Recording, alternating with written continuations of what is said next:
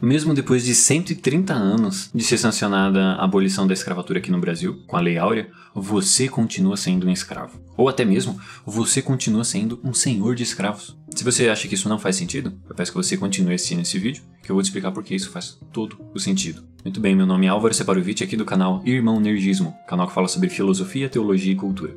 E hoje o assunto me é de muito interesse, porque a gente vai acabar entrando na definição de escravatura, e a maior parte das visões que a gente tem hoje em dia sobre o que é escravidão normalmente não se enquadram em alguns termos bíblicos. E as pessoas acabam até acusando a Bíblia de praticar uma escravidão que nunca existiu nos termos bíblicos, ou até falar que a Bíblia defendia a escravidão como ocorreu aqui no Brasil ou nos Estados Unidos, na maior parte da África e Ásia. Por que esse assunto é tão interessante e por que eu tô fazendo aqui esse vídeo? Porque normalmente as pessoas acusam a Bíblia de ser escravagista, de ser uma coisa horrível, que até mesmo que ela defende escravizar os negros, como aconteceu aqui no Brasil. Existem dois textos que são super importantes pra gente compreender bem esse assunto. Um deles, que eu acho que ainda é o mais interessante, é o que não é escravagismo segundo a Bíblia. Por exemplo, aqui no Brasil, uma coisa que comumente acontecia era as pessoas serem raptadas da África, serem vendidas como escravos e virem aqui pro Brasil através dos navios negreiros, né? Segundo a Bíblia, isso daí não é necessariamente uma escravidão. Isso daí é um crime da pior espécie e a punição é morte para quem faz o escravo e para quem vende e para quem compra. Aonde a gente encontra isso na Bíblia? Fica lá no Antigo Testamento. Em Deuteronômios 24, verso 7, fala que se alguém raptar uma pessoa, o sequestrador deve morrer. Isso não só é interessante, mas como muito importante, porque não existe legitimidade para você ter algum escravo ou praticar isso por coerção. Você raptar uma pessoa e a fazer escravo. Quando você faz isso, ou você até compra uma pessoa como escrava nesse formato, você merece a morte.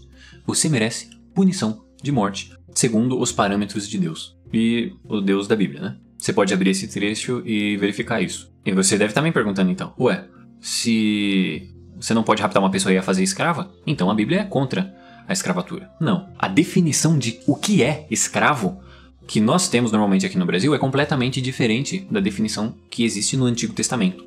A definição no Antigo Testamento de um escravo é uma pessoa que tinha uma dívida e ela trabalha para pagar essa dívida.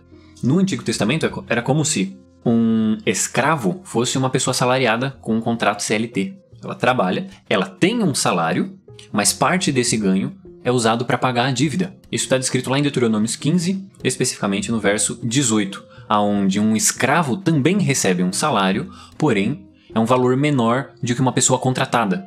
Hoje, se a gente fosse usar os termos, seria um CLT tem um salário diário mais baixo do que um freelancer.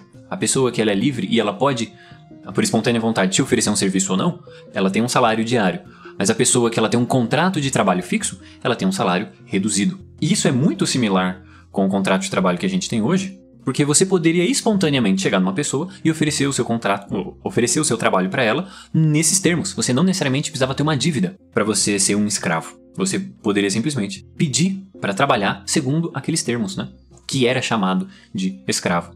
E se você tinha uma dívida e você se tornou escravo, dado que você recebe metade do salário de um trabalhador comum, você vai pagando essa sua dívida conforme o tempo. Como o seu salário está cortado na metade, a outra metade é utilizada para pagar o débito que você tinha. Então, digamos que você tem um débito de 1 ano de trabalho. Se você se enquadra nesse contrato para pagar, para quitar a sua dívida, você deveria de trabalhar 2 anos, porque o valor que seria utilizado para pagar a dívida seria a metade de um salário completo. Então, se você trabalha 2 anos, você quita a dívida de 1 ano de trabalho. Mas você continua recebendo um salário. Você ainda tem um salário, só que ele é reduzido pela metade. Aí olha que interessante. Então, nessa perspectiva, se você é um CLT, você não necessariamente tem uma dívida, mas você obedece um contrato similar ao do escravagismo do Antigo Testamento dos judeus da Bíblia, do Deus cristão, né? Não é qualquer outro tipo de escravatura. É aquele tipo que era aplicado e era ordenado por Deus. Se você hoje é um CLT, o modelo CLT se enquadra nos parâmetros bíblicos, né? É lógico que os parâmetros bíblicos são muito melhores que a CLT que a gente tem hoje, mas eu estou fazendo aqui uma comparação por cima, né? Em uma outra perspectiva, onde você tem uma identificação de escravo, é no seu cartão de crédito. Se você tem um cartão de crédito, você é escravo se você usa esse cartão de crédito. O cartão de crédito basicamente é você gastar um dinheiro hoje que você não tem, prometendo para uma pessoa que você vai pagar com seus trabalhos futuros. Assim, se você tem um cartão de crédito que o limite dele é exatamente o seu salário, se você gasta no seu cartão de crédito a metade do seu limite, você está dando para uma outra pessoa metade do seu salário. E você é escravo por metade do seu ganho mensal. Isso é uma coisa que até pessoas que trabalham com o mercado financeiro e com finanças, eu já ouvi bastante. Se você tem uma dívida, você não é nem um ser humano, você é um escravo.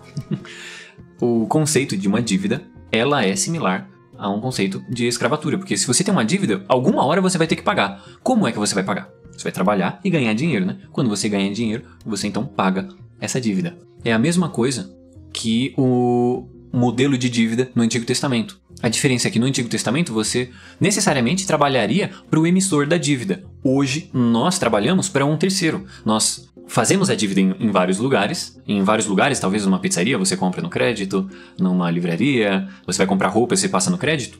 E um terceiro, que é o banco, ele te emite essa dívida e você paga para o banco a dívida que você tem. Toda vez que você tem um débito com o banco, você uma hora vai ter que pagar. Dessa forma, você é escravo do banco. Existem mais alguns pontos que são interessantes a gente colocar aqui sobre escravidão e crédito, mas eu vou deixar para o próximo vídeo, que a gente vai falar sobre se nós não obedecêssemos o terceiro mandamento, nós jamais teríamos um cartão de crédito. Mas é isso, daí a gente vai abordar no próximo vídeo. Eu espero que você tenha gostado desse vídeo. Se você discorda de alguma coisa aqui que eu falei, pode comentar aqui no vídeo. Eu com certeza vou bater o olho, vou olhar. Só não me xinga, porque se você xingar eu não vou gostar e provavelmente eu vou te bloquear. Mas se você falar com um jeitinho, mesmo discordando de mim, com certeza eu vou gostar de comentar e ver a sua opinião. Eu espero que você tenha gostado. Eu vou ficando por aqui e a gente se vê no próximo vídeo. Até breve.